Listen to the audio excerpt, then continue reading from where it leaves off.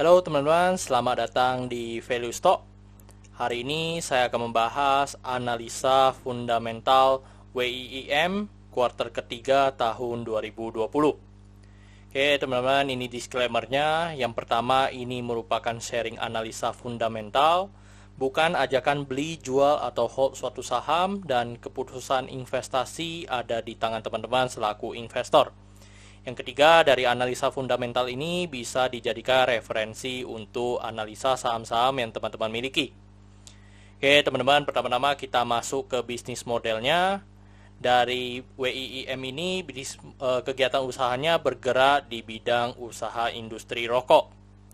Jadi sumber income-nya juga dari penjualan rokok. Dan segmen usaha atau marketnya di Indonesia.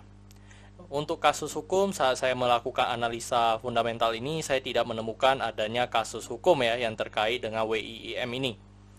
Untuk kepemilikan saham dimiliki oleh perorangan. Kalau salah ada 5 orang teman-teman, sebesar 62,72%, dan masyarakat memiliki sisanya yaitu sebesar 37,28%. Oke teman-teman, ini merupakan merek dagang atau produk dari WIIM ini atau Wismila ini.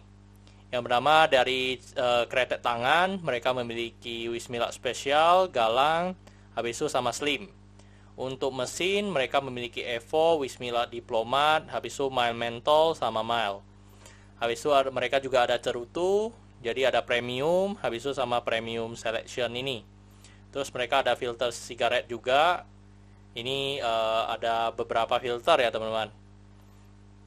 Terus untuk kita masuk ke laporan keuangannya, kita lihat dari pendapatannya terlebih dahulu teman-teman. Untuk di tahun 2014 sampai 2019 cukup beragam untuk pendapatannya. Tapi di 2020 kalau kita bandingkan secara kuartal dengan kuartal mengalami kenaikan 40% dari segi pendapatannya teman-teman. Terus dari segi net profitnya juga cukup beragam dari 2014 sampai 2019, dan 2019 mengalami net profit yang terkecil teman-teman. Tapi kalau kita banding secara kuartal dengan kuartal ketiga 2019 dengan kuartal ketiga 2020 mengalami kenaikan 606% teman-teman secara net profit. Dan jika kuartal keempat memiliki kinerja yang sama dengan kuartal ketiga, maka bisa diasumsikan untuk tahun 2020 mengalami kenaikan 431%. Terus dari segi asetnya cukup beragam juga teman-teman Cuman di tahun 2019 dengan 2020 mengalami kenaikan 23,1%, which is ini sangat bagus mengalami kenaikan aset. Dari segi hutangnya tetapi juga mengalami kenaikan teman-teman. Dan kenaikannya sebesar 42,6%. Dan dari segi modalnya juga mengalami kenaikan sebesar 10% teman-teman. Oke teman-teman, ini merupakan summary laporan keuangan dari tahun 2014 sampai 2020. Dan di sini saya akan banyak membahas tentang rasio keuangannya teman-teman. Yang pertama kita masuk ke net profit marginnya. Teman-teman bisa lihat dari 2014 sampai 2020 net profit marginnya masih di bawah 10% Which is ini menurut saya mereka mungkin karena grow company yang dimana mereka juga biaya operasionalnya masih sangat besar, atau mereka punya omset belum mencapai titik yang maksimal teman-teman Jadi mereka hanya mencapai, kalau di 2020 mencapai 7,76%. Kalau kita bandingkan dengan tahun lalu, which is ini juga sangat bagus mengalami kenaikan 5% teman-teman. Tapi kalau kita secara rata-rata dari 2014 sampai 2019, kita bisa mendapatkan rata-rata MPM-nya sekitar 4-5%. Jadi untuk 2020 ini pun mengalami kenaikan 2-3% dari MPM-nya. Karena MPM-nya naik, maka EPS-nya juga mengalami kenaikan dari yang 13 menjadi 69 teman-teman. Dari 69 ini membuat per-nya mengalami penurunan dari yang 9,6 atau 9,7 menjadi di bawah 8 teman-teman. Dan kalau kita lihat rata-rata per-nya memang sekitar 8 atau 9 juga teman-teman dari segi rata-ratanya. Dan dari segi book value sekarang di angka 524, Kalau kita bandingkan dengan harga sekarang 550, maka PBV-nya 1,05 ya teman-teman. Terus dari segi DER-nya kita bisa melihat bahwa DER-nya masih di 0,39, which is ini sangat bagus, yang dimana masih di bawah 1.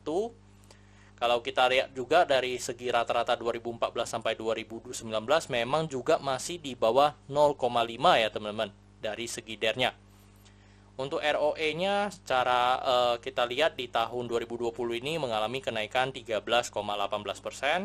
Kalau kita bandingkan dengan rata-ratanya ada di sekitar mungkin 6 sampai 7% ya untuk ROE-nya. Dan 13,18% ini cukup bagus ya teman-teman, di mana saya menganut 9% atau 2 kali bunga deposito. Untuk dari segi ROA-nya mengalami kenaikan 9%. Kalau dibandingkan dengan tahun sebelumnya 2%, maka mengalami kenaikan 7% ya teman-teman. Oke teman-teman, saat video ini dibuat, harga WIIM ini berada di angka 550. Jadi saat saya melakukan perhitungan analisa fundamentalnya, saya mendapatkan intrinsic value-nya di sekitar 600. Jadi memiliki margin of safety sebesar 9%. Oke, ini kesimpulannya. Yang pertama kita masuk dari produk dan jasa. Produk dan jasa saya berikan status oke ya teman-teman, karena saya melihat mereka mampu bertahan 5 sampai 10 tahun ke depan. Dan terbukti juga dari masa pandemi ini mereka masih bisa mencetak laba yang sangat bagus ya dari WIIM ini. Dari segi GCG saya berikan status oke karena saya tidak menemukan adanya kasus hukum dan saham pengendalinya dimiliki oleh mereka sendiri ya, atau direksinya sendiri ya teman-teman. Untuk revenue sama net profit saya berikan status oke karena mengalami kenaikan, apalagi mengalami kenaikan di masa pandemi ini. Untuk dari segi aset saya berikan status oke karena mengalami kenaikan. Untuk liability saya berikan status oke karena DER-nya masih di bawah 1. Untuk book value saya berikan status no karena harga jual sekarang di atas harga book value-nya. Untuk sektor ini saya masih memberikan status WNC ya, yang dimana kita sedang menunggu dari pengumuman cukai ya teman-teman. Untuk ROE saya berikan status oke karena 2 kali bunga deposito atau di atas 9%. Untuk margin of safety saya berikan status oke karena positif. Untuk dividen saya berikan status oke ya teman-teman, karena secara saya lihat masih cukup rutin dalam membagikan dividennya. Oke, jadi kesimpulannya adalah 10 dibanding 11. Dan pertanyaannya adalah apakah saya akan membeli saham WIIM ini? Jawabannya teman-teman, secara pribadi saya tidak membeli saham ini karena saya sudah memiliki saham-saham rokok ya. Saya memiliki Gudang Garam sama HMSP. Jadi saya sudah tidak membeli lagi saham Wismila ini karena saya perlu diversifikasi juga terkait saham saya. Tetapi teman-teman jika menanyakan ke saya apakah saham ini worth it untuk diinvest, menurut saya worth it untuk diinvest ya teman-teman. Tetapi tidak dalam jangka pendek, tetap cukup minimal 3 sampai 5 tahun ya untuk saham ini kalau teman-teman pengen menginvestnya. Tetapi kembali lagi teman-teman, lakukan analisa teman-teman.